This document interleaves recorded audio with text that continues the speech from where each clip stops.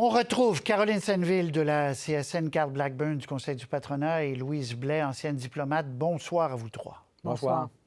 Je rappelle, dernier chiffre. Je ne veux pas inonder les gens de chiffres, mais dernier chiffre, dernier tableau. Les exportations canadiennes aux États-Unis, c'est 415 milliards de dollars américains. C'est énorme. Et ça représente 75 on l'a beaucoup dit, on est esclave du marché américain, 75 de toutes les exportations canadiennes sur la planète et on importe des Américains 350 milliards. Comment on en est arrivé là? Tour de table, Louise Blais, une guerre, je disais, entre les deux plus grands alliés de la planète. Kennedy parlait des grands amis, enfin bref. Et là, on arrive à une situation où on ne sait plus où on s'en va avec nos relations commerciales. Oui, Amer, bonsoir. Patrice, j'ai jamais pensé qu'on vivrait le jour qu'on vit aujourd'hui. Après avoir servi aux États-Unis à 2 reprises, avoir vu vraiment la chaleur dans la relation, et on a toujours eu des très, très bonnes relations avec les républicains aussi. Alors, on n'aurait jamais pu prévoir ce genre de coup énorme. C'est vraiment, c'est presque inexplicable. Et c'est vrai qu'on a l'impression que les raisons ne tiennent pas vraiment. Elles changent de jour en jour. Et aujourd'hui, le langage que le premier ministre a utilisé aussi, qui n'était pas tout à fait diplomatique, qui est un langage direct, un langage lourd, qui va avoir un impact sur les relations bilatérales. J'ai déjà des échos de comment c'est reçu aux États-Unis en ce moment. Alors, il a pesé ses mots, je pense. Et il a aussi, il porte le pays avec lui, le premier ministre, même s'il est là encore que pour quelques jours. Mais les mots sont durs et il va falloir à un moment donné aussi trouver un chemin à travers tout ça. Mais aujourd'hui, je pense qu'on vit quelque chose de totalement historique et même si on s'attendait, c'était théorique. Et là, on fait face à la réalité. Carl Blackburn, Caroline Senneville, Caroline, d'abord, vous étiez avec moi ce matin. On écoute ça et parfois on se dit, on est dans un film, là. On va se réveiller, on va sortir du cinéma parce que les chaînes d'approvisionnement sont tellement imbriquées entre le Canada et les États-Unis. Il y a quelque chose d'invraisemblable, Caroline. Oui, moi, je me disais déjà lors de Trump version 1.0 que c'était pas vrai, mais non, c'est vrai. Écoutez, il réserve au Canada le même sort que plein d'autres pays. C'est comme un enfant qui accepte pas qu'on ait de beaux jouets. On a des matières premières dont il a besoin, on a de l'énergie dont il a besoin. Puis, c'est pas à lui, c'est à nous. Puis il veut, comme il veut le Groenland, comme ce qu'il essaie de faire aussi en Ukraine, malheureusement. Et puis, c'est comme en affaires, comme je dis, c'est pas un homme d'État, hein, c'est un homme d'affaires. Alors, je vais faire une OPA, une offre d'achat hostile auprès de mes voisins. Là, ce qu'il faut espérer, c'est l'ensemble de la société américaine, auquel d'ailleurs s'est adressé directement M. Trudeau. Il a commencé en s'adressant à eux directement, en leur disant « Vous allez avoir mal. » Et en tout cas, ça reste encore une démocratie, les États-Unis. Moi, mes espoirs sont fondés là pour l'instant. Bien sûr, après ça, il faut continuer tout ce qu'on a fait d'un point de vue diplomatique, puis manier la carotte et le bâton. Je vais revenir avec la diplomatie tout à l'heure, Louise Blais, puis je vais effectivement vous poser la question, est-ce que M. Trudeau est allé, à votre avis, trop loin? Puis je vous ferai écouter la présidente du Mexique qui a été plus diplomate, justement. Mais Carl Blackburn, le pari que fait Donald Trump, le pari extrêmement dangereux, c'est de dire, en forçant tout ça, je vais forcer les entreprises à revenir aux États-Unis. Elles vont produire aux États-Unis. L'emploi va bondir aux États-Unis au détriment de mes partenaires commerciaux. On voit déjà des entreprises qui vont aux États-Unis, Carl Blackburn. Est-ce qu'il n'y a pas un risque qu'ils réussissent son pari? Il y a un risque, Patrice. Bien évidemment, il y a un risque. Mais ça ne se fera pas du jour au lendemain et c'est là que le temps peut jouer en notre faveur. Mais d'ici ce temps-là, malheureusement, on va souffrir. On va souffrir économiquement. Je parlais avec un entrepreneur il y a quelques minutes avant qu'on débute notre entrevue, qui est à Indianapolis, au Salon du Troc à Indianapolis, et il représente une entreprise québécoise et canadienne, et malheureusement, ils sont pieds et mains liés là-bas. Donc, il y a déjà des retombées qui sont négatives pour notre économie. Est-ce que le pari de la présidence américaine va réussir? J'ose espérer que non. Mais j'ai fait une erreur personnellement depuis 2015 en sous-estimant Donald Trump. Jamais j'aurais pensé qu'il vaincrait les républicains en 2015. Il l'a fait. Il est devenu président. Il a perdu. Il est revenu plus fort que jamais. On a toujours sous-estimé Donald Trump. Et dans ce cas-ci, je ne ferai pas cette erreur. Et lorsqu'on parle qu'il veut annexer le Canada, parce que ça fait partie de l'environnement dans lequel on évolue, malheureusement, et c'est la trame narrative qu'il utilise, moi, je suis persuadé qu'il y a une volonté très claire de la part de Trump d'annexer le Canada et de nous affaiblir économiquement pour nos minéraux critiques, pour nos espaces immenses, pour l'eau douce qui est en quantité importante sur le territoire canadien. Et on doit se méfier à tout prix de cela. Évidemment, il y a des gens qui pourraient dire, vous exagérez, mais maintenant, M. Trudeau le dit. D'autres premiers ministres le disent. Caroline Saintville, vous nous disiez plus tôt ce matin qu'en privé, il y a des gens politiques et il y a des élus qui vous répètent aussi que, dans le fond, il veut, pour vrai, nous mettre à genoux pour pouvoir englober le Canada. Peut-être pas politiquement, mais en tout cas économiquement. Cette crainte-là devient réelle, Caroline. Oui, puis M. Legault l'a dit cet après-midi, lui-même. Il me l'avait dit en privé. Effectivement, il le dit publiquement. Puis comme je dis, quand on fait le lien avec son comportement avec d'autres pays, effectivement, c'est quelque chose qu'on ne peut pas écarter. Puis, comme mon prédécesseur, il ne faut pas le sous-estimer. Encore une fois, comme personne, là, il est capable de tout et du pire. Donc, malheureusement, ça doit faire partie des choses qu'on envisage. Mais ce qu'il faut faire, c'est toujours envisager le pire, se préparer pour le pire et travailler pour le meilleur. Il y a des opportunités. Je pense que ça va envoyer un électrochoc à notre économie. Puis on ne peut pas se passer d'une crise. Il ne faut jamais rater une bonne crise, comme on dit. Là. Donc, il faut saisir des opportunités dans la crise. Oui, on était très dépendant des États-Unis. En même temps, il y a une question géographique. Là. Plus de 80 des Canadiens et des Canadiennes vivent à une centaine de kilomètres de la frontière américaine. On peut changer notre économie. C'est plus difficile de changer notre géographie. Donc, mais il faut saisir des opportunités pour diversifier notre économie. Bon, je reviens à la manière dont M. Trudeau a expliqué tout ça aux Canadiens et aux Américains tout à l'heure. D'ailleurs, ça a été diffusé et sur Fox News et sur CNN, sur la réponse de M. Trudeau. Louise Blais, il a été, peut-être pas agressif, mais disons vif. Il a délaissé les formules plus douces, là, en disant, Donald, en citant le Wall Street, mais ce que tu fais, c'est idiot, etc. Est-ce que ça, pour quelqu'un qui part dans 5 jours, c'était, à votre avis, la bonne chose à faire, Louise Blais? Bon, alors, moi, ça m'a surpris. Je vais partir de là.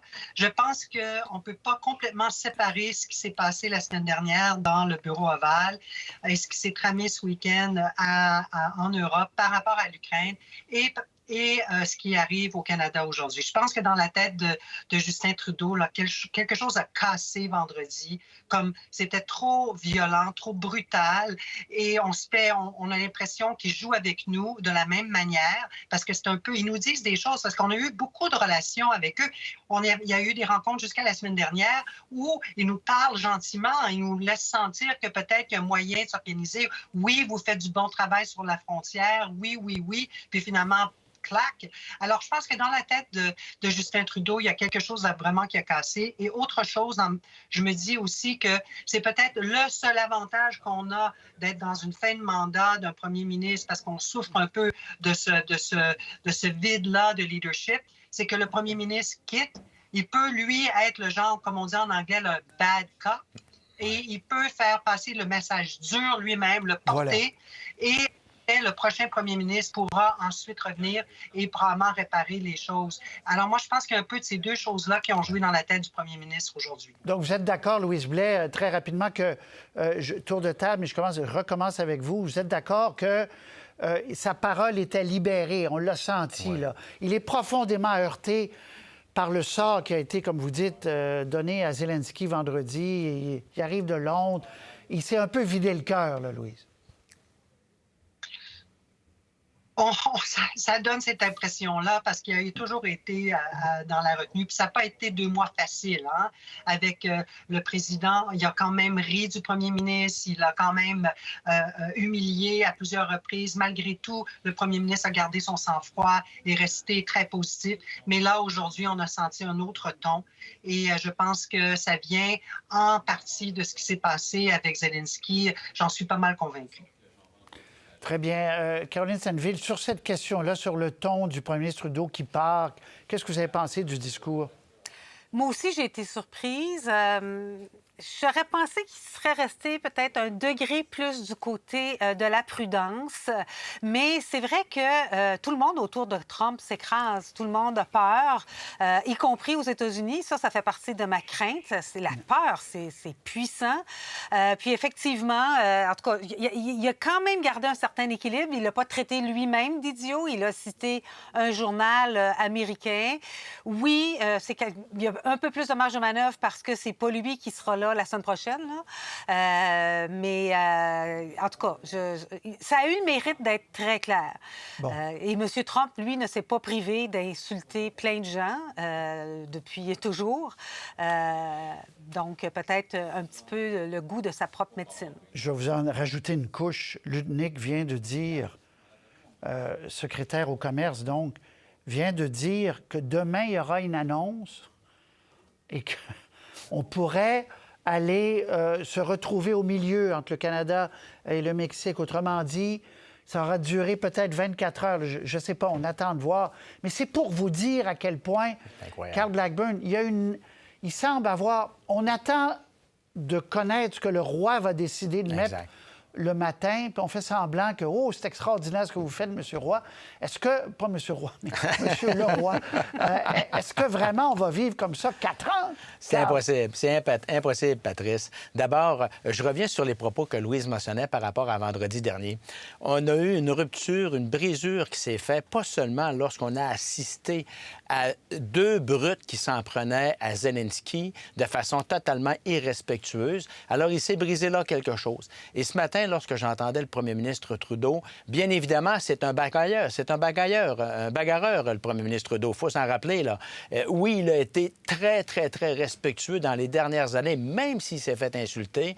Mais ce matin, je m'attendais qu'il sorte d'une certaine façon, comme il l'a fait. Et sincèrement, c'était un de ses meilleurs discours des 15 dernières années, là, sincèrement, Patrice, par rapport à la stature qu'il avait devant la situation qui est complètement folle. Et à la question, est-ce qu'on peut toffer comme ça pendant les 4 prochaines années? Bien évidemment, non. Et je rejoins Caroline sur l'assouvissement de la population américaine, des sbires autour de Donald Trump qui lui mangent dans la main. On entendait le responsable du commerce la semaine passée en disant « Oh, peut-être que ça ne sera pas 25 parce que le Canada en a fait beaucoup, le Mexique en a fait beaucoup, mais c'est le président qui va décider. » Et hier, le coup près est tombé. On voit qu'il n'y a qu'un seul pilote à bord du gouvernement américain, c'est Donald Trump. Je ne suis pas certain qu'il navigue à vue. Je pense qu'il essaie de se fier sur certaines boussoles, mais je ne suis pas convaincu de la destination. Mais une chose est sûre, pour nous, c'est un réveil qui est brutal, Patrice, mais on doit saisir cette occasion pour se sortir plus fort et transformer notre économie et notre relation avec notre voisin qui n'est pas aussi ami qu'on aurait pu le penser. Depuis le début, ceux qui connaissent ça, dont vous, vous trois et plusieurs autres, puis les économistes, d'anciens premiers ministres, le premier ministre actuel du Québec, l'ancien premier ministre du Québec, M. Trudeau, ils disent tous, M. Leblanc, ils disent tous, il va devoir, le choc de la réalité va arriver vite. Il va devoir se rendre compte qu'il fait aussi mal, sinon plus, aux Américains, à l'économie américaine. Est-ce que c'est pas ça, là, si c'est vrai que demain, il coupe la poire en 2 ou il réduit ou peu importe. Est-ce que Louise Blais, c'est pas la réalité? On a vu les marchés aujourd'hui, pas la réalité qui va commencer à le fatiguer en disant oui, on peut jouer, là, mais à un moment donné, c'est un jeu dangereux. Là. C'est clair. Louise. En fait, moi, j'espère qu'il a passé la journée à recevoir des appels de personnes de congrès, de gens d'affaires qui l'ont appelé pour dire « Hey, là, qu'est-ce que tu fais? » Je pense que c'est probable. Il consulte beaucoup. Alors, mais je ne me ferai pas d'illusions non plus. Les marchés ont repris, si on regarde cet après-midi, ont repris un peu leur dégringolade. D'habitude, je veux que le marché veuille bien, mais aujourd'hui, j'aurais peut-être aimé qu'il soit resté un peu bas. Ce soir, il va parler au Congrès. Il va être dans une position de pouvoir, une mise en scène totale où il va probablement lire un discours écrit. Donc, ça va être un moment de calme, un moment d'adoration au sein du Congrès. Alors, moi, ce que vous avez lu sur ce que Lutnick aurait dit, ça me surprend aujourd'hui. Je pense qu'aujourd'hui, j'aurais pas pensé qu'ils auraient dit quelque chose publiquement contre la décision qu'ils ont prise. Mais c'est certain qu'on compte sur le fait que ça va faire mal. On le dit depuis toujours. Il faut avoir confiance en ça. Et à un moment donné, ils vont revenir. Mais je serais surprise que ce soit demain. Espérons-le. Ça peut changer 10 fois, là. Ça peut changer 10 fois. Je vais entendre un extrait de M. Trudeau et de J.D. Vance, parce qu'il faut revenir au début de l'histoire. Il faut revenir au début de l'histoire. Le fentanyl, puis il fallait régler la frontière. Puis on a mis 1,4 milliard, le Canada. On a nommé un tsar de la frontière, sans trop rire. On a dit oui, oui, oui. Et M. Trudeau, aujourd'hui, dit que le fentanyl a toujours été un faux prétexte, selon lui. Encore une fois, parole libérée. Et on va entendre M. Vance là-dessus. Let's look at the facts. Our border is already safe and secure. Far less than 1% of fentanyl flows and less than 1% of illegal crossings into the United States comes from Canada. We need to see real engagement on the fentanyl issue, on the drug issue. That is fundamentally the underlying element of these tariffs, is we think the Canadians have not been serious about stopping the drug trade. Now, people will sometimes say, well, if you look at the numbers, the Mexicans send way more fentanyl into the United States than the Canadians do. The Canadians have allowed a lot of fentanyl to come into the country. It's not a defense to say more has come from Mexico, because way too much has come from Mexico too. On s'en ressortira pas. Non. Mais Patrice, c'est surprenant. Regarde, ils ont des enjeux sociaux parce qu'il y a du crime de façon importante du côté américain. Nous, ici, il y a beaucoup d'armes illégales qui montent au nord de la frontière, qui passent par le territoire américain. Alors, avec leurs problèmes sociaux, ils blâment leurs voisins pour être responsables des problèmes sociaux qu'il y a aux États-Unis. C'est la terre à l'envers. Alors, malheureusement, vous avez raison de le dire, avec J.D. Vance, on s'en sortira pas. Il est embarqué dans le même train que la brute à Donald Trump, et c'est exactement comme ça qu'ils vont se comporter tant et aussi longtemps que la population américaine ne leur montrera pas la porte. Et c'est pour ça qu'il a été choisi comme vice-président. Exact. Oui, Louise, allez-y. Oui, juste pour ajouter qu'ils sont obligés de revenir sur l'excuse parce que c'est un prétexte et une excuse, parce que c'est celle qui leur a permis d'utiliser le mécanisme de l'urgence économique, l'urgence nationale. Alors, ils sont obligés parce que normalement, ça revient, on en a parlé souvent au Congrès, de mettre des tarifs, sauf lors d'une urgence nationale. Alors, est-ce que c'est une urgence nationale? Alors, c'est pour ça qu'ils reviennent un peu là-dessus, mais on sent vraiment que c'est pas la vraie motivation, c'est l'excuse pour pouvoir utiliser le mécanisme. Est-ce qu'on va voir aussi un recours de justice, parce qu'il y a certains, on en a entendu parler, qui allaient peut-être contester l'utilisation de ce mécanisme. Alors, ça reste à voir. Il faut qu'ils le défendent. Il faut qu'ils disent qu'eux, ils sont convaincus que c'était le fentanyl. Ça, malheureusement, c'est ce qu'on revient, mais nous, on connaît la vérité. Okay. Mais voyons un peu si, effectivement, le Congrès lui-même, ou si certains, parce que moi, j'avais entendu parler que des procureurs des États démocrates allaient se regrouper pour faire une contestation d'utilisation constitutionnelle. Alors, on en entendait moins parler depuis un mois. Est-ce que ça va revenir? C'est à suivre. Et très bien. Alors, merci beaucoup, Caroline Senneville, Carl Blackburn, Louise Blais. On se reparle très bientôt. Pour voir nos émissions en entier, rendez-vous sur la chaîne Ici RDI.